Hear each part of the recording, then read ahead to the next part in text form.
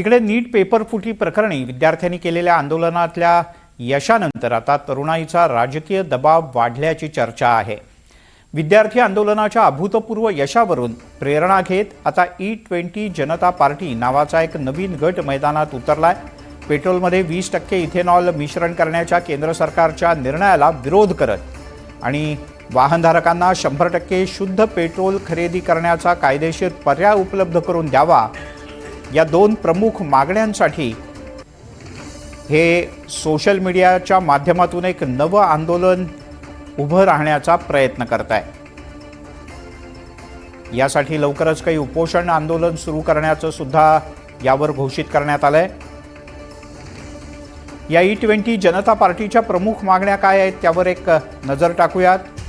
100% शुद्ध पेट्रोलचा पर्याय ग्राहकांना उपलब्ध करून द्यावा, इथेनॉल मिश्रित इंधन विकत असल्यास ग्राहकांना स्वस्त दरात इंधन दिलं पाहिजे, किती टक्के इथेनॉल आहे याचा फलक लावणं आवश्यक आहे। ह्या प्रमुख मागण्या आहेत E20 जनता पार्टीच्या।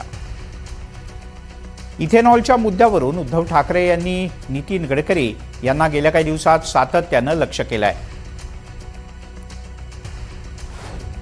मोदीजी की आता तरी देशाकडे लक्ष द्या।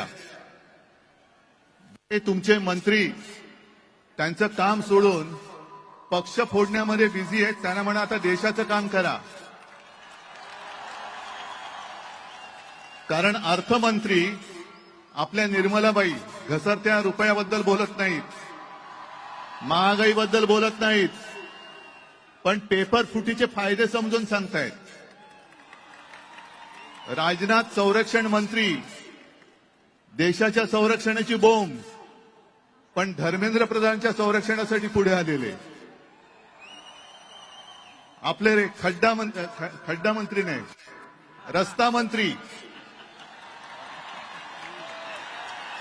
ते इथेनॉल वरती बोलतायत। हा पुढचा विषय नक्की आहे, इथेनॉल वरती बोलतायत ते।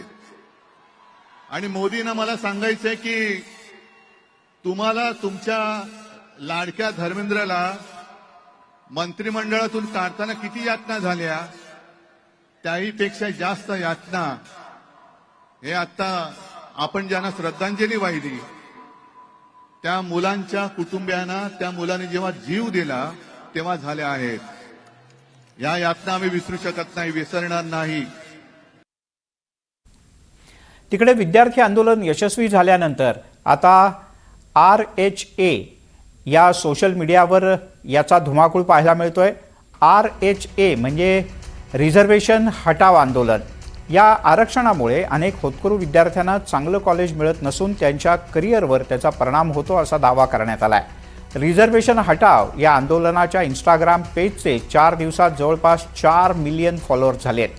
इतका मोठा प्रतिसाद मिळाल्यानंतर लवकरच पुढच्या आंदोलनाची घोषणा होण्याची शक्यता आहे।